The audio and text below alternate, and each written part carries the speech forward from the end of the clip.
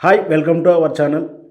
భైరి నరేష్ ఈ పేరు ఈ మధ్యకాలంలో తరచూ వింటూనే ఉన్నాం. వివాదాస్పద వ్యాఖ్యలు చేయడం, ఆ తర్వాత హిందూ సమాజం అంతా అతని మీద తిరగబడడం, అతన్ని అరెస్ట్ చేయాలనడం, ఇదంతా కూడా నాటకీయ పరిణామాలు.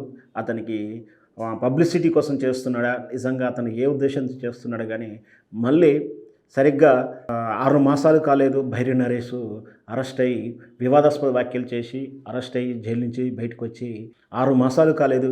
మరి వెంటనే ఇంకొక సంఘటన జరిగింది.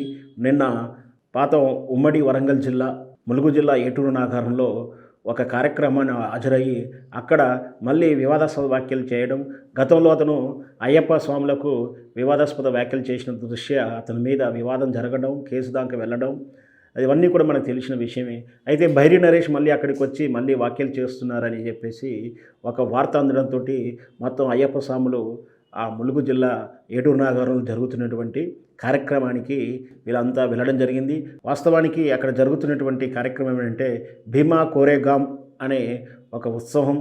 ఆ ఉత్సవం యొక్క తాలూకు ఉద్దేశం ఏంటంటే గతంలో మహారాష్ట్రలో జరిగినటువంటి భీమా కోరేగాం సంఘటనలను భీమా కోరియోగ్రామ్ సంఘటనను స్మరిస్తూ దాని చైతన్యవంతంగా కార్యక్రమం ఉన్నటువంటి ఒకటి ఏటూరు నాగారం చౌరస్తాలో బీఆర్ ఫంక్షన్ హాల్లో జరుగుతున్నటువంటి వేదికకు భైరి నరేష్ వచ్చినట్టుగా సమాచారం అందుకొని అక్కడికి వెళ్ళినటువంటి అయ్యప్ప స్వాములను వాళ్ళు వెళ్ళి, మీరు గతంలో వివాదాస్పద వ్యాఖ్యలు చేశారు, మళ్ళీ ఇప్పుడు కూడా వివాదాస్పద వ్యాఖ్యలు చేయడానికి మీరు ఉపన్యాసం చేస్తున్నారు, కాబట్టి మీరు తక్షణమే ఇక్కడి నుంచి వెళ్లాల్సి ఉంటుందని వీళ్ళు రిక్వెస్ట్ చేసినా కూడా అక్కడ వాదోపవాదాల దృష్ట్యా అతను పారిపోయే ఉద్దేశంతో అతడు ర్యాష్గా కారు నడపడం వల్ల పోగు నరసింహరావు అనే అయ్యప్ప స్వామి కాలుకు ఫ్రాక్చర్ అయింది, కాలు విరిగింది. అయినా కూడా భైరి నరేష్ కారు ఆపకుండా అలాగే ర్యాష్గా వెళ్ళాడని, ఆ తర్వాత అతను కూడా కొంచెం ముందుకు వెళ్ళిన తర్వాత అతని కారు కూడా యాక్సిడెంట్ అయ్యి చెట్టు గుద్దుకొని కారు అక్కడే వదిలేసి వెళ్ళాడని సమాచారం తెలుస్తుంది.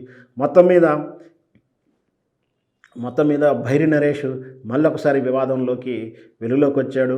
అయ్యప్ప స్వాముల మీద తరచూ అతను చేసేటువంటి హిందూ సమాజం మీద చేసిన వాక్యాలు ఎప్పుడో కూడా వివాదాస్పదం అవుతుంది.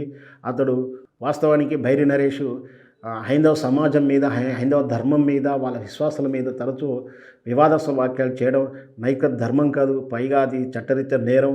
వాళ్ళు ఒకవేళ నాస్తిక సమాజాన్ని నమ్మిన సిద్ధాంతం అయితే నాస్తిక ధర్మాన్ని ప్రచారం చేసుకోవాలి. మూఢ విశ్వాసాల మీద ఎవరైనా సరే, ఏ మతమైనా సరే, ఎలాంటి మతం కాకుండా సరే, ఎలాంటి మూఢనమ్మకాల మీద ఏదైనా ప్రజలకు ఆటంకాలు కానీ లేదా అభివృద్ధి నాగరికతకు దూరంగా ఉన్నటువంటి విశ్వాసాల మీద పోరాడితే బాగుంటుంది. అది అందరి చేత ప్రశంసించబడుతుంది. కానీ కావాలని నాస్తిక సమాజం పేరు మీద, నాస్తిక భావజాలం పేరు మీద, హిందూ ధర్మం మీద చేసి దాడిని నిజంగా కూడా చట్టరీత్యా నేరం. ఖచ్చితంగా ఇలాంటి వాళ్ళని శిక్షించాల్సి ఉంటుంది.